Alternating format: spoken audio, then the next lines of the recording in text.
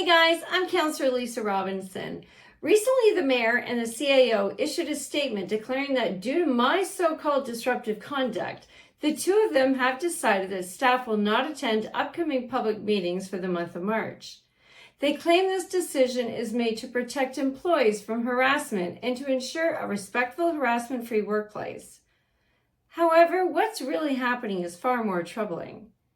Instead of addressing genuine issues that I have brought forward recently about staff blatantly lying to the people and council during public meetings, they fabricated another narrative of fear, protecting employees, instead of holding those employees accountable for misleading the public and the council. If their defense is that exposing dishonesty somehow threatens staff, then what does that say about the integrity of their administration? Just a month ago, they painted concerned residents as alt-right extremists, to name a few, and used fear for their safety to justify shifting our meetings to a virtual format that obviously excludes in-person attendance. If they truly feared for their safety, why were they bringing their families, their wives, their children, and their 8-year-old grandchildren to our meetings? And why do they keep showing up even now at store openings and events that have zero police presence if they are so afraid? So why are they really taking it a step further by banning staff from attending meetings altogether? This isn't about protecting anyone. It's a calculated move to eliminate accountability and to sever the public's right to get answers. They say they want to send a strong message to Councillor Robinson that all employees deserve to be treated with dignity and respect. I 100% agree with that. While employees do deserve to be treated with dignity and respect, shouldn't the city also be focused on sending a strong message to its directors and staff that the residents of Pickering deserve to be treated with dignity and respect? And above all, to be told the truth rather than lies and deception. This isn't governance. This is corruption. Let's talk about the facts, because they sure won't. This is a real reason why they're putting such absurd measures in place. In the last 3 meetings alone, they have been caught lying multiple times. So just last month, the Director of Economic Development and Strategic Projects was caught lying both to the public and to council, not once but twice, about the municipal accommodation tax, the MAT. And when they got exposed, did they own up to it? No. They tried to cover it up, with the mayor claiming the record was corrected. Just because the mayor claims the record has been corrected doesn't erase the fact that they colluded and they lied. It was dishonest, it was outright corruption, and it never would have come to light if I hadn't have exposed it. The only reason they corrected anything was because they got caught. So Monday night, I introduced a notice of motion to impose strict penalties on any city employee, committee member, or contractor doing work for the city of Pickering who deliberately provides false or misleading information to council or the public. And what happened? The mayor panicked. First, he threatened to rule it out of order, which is a blatant abuse of power, as a mayor's job is to act as a neutral presiding officer, not a dictator. This isn't an isolated incident. It's a pattern.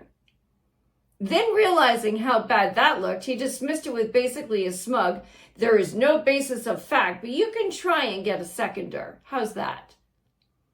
Well, that's a clear signal to council members that they're expected to fall in line and not support the motion.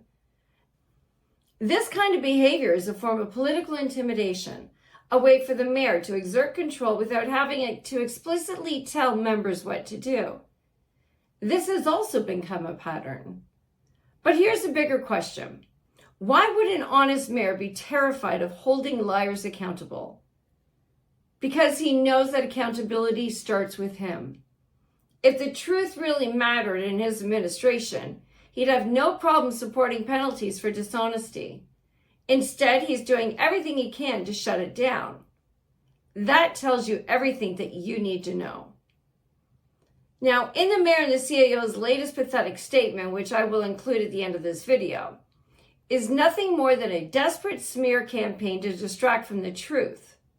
They accuse me of misrepresenting facts and making baseless allegations. Yet they can't give a single example because there aren't any. They aren't protecting staff, they're protecting themselves. Let's be clear. At least 16 of the complaints against me have come directly from the mayor and the CAO, not from residents. So this isn't about ethics. This is a targeted political persecution. They have weaponized the integrity commissioner, who, by the way, is paid by the city, to try and silence me for doing my job. And why? Because I tell the truth. Because I expose their lies. Because I refuse to bow to their corruption. The real reason they fear me, as I've said it before, and I'll say it again. If I was to become mayor, I would use strong mayor powers for good. I would fire the CAO, the city solicitor, and a bunch of the directors because corruption does start at the top. I would tear down City Hall and I would rebuild it from the bottom up and give it back to the people. And they know it. And they have a lot to lose if the truth comes out. Jobs, power, control. And that's why they're so desperate to silence me. Did you know that the CAO alone makes over $250,000 a year? That's over $4,000 a week. Now ask yourself, don't you think that's a strong motive to keep coming after me with their smear campaigns? They have a lot to lose if I become mayor. Because I won't protect their corruption, I'll expose it. Again, approximately 99.9% of the complaints sent to the city-paid integrity commissioner over this past year came from just two people, the mayor and the CAO, and using your tax dollars. And now suddenly QP 129 has issued a statement of support to the mayor and the CAO. But guess who is a major player in QP 129? The CAO's husband. Are you seeing how this is all connected? The bottom line is, this is what happens when you directly over the target. They are using me as a distraction to keep you from seeing what's really going on. How your tax dollars are being misused, how lies are being covered up, and how backroom deals are being protected. This entire house of cards will collapse. That's why they're attacking me. Not because I'm wrong, but because I am right. I am Councillor Lisa Robinson, the People's Councillor. Thank you for watching, and God bless.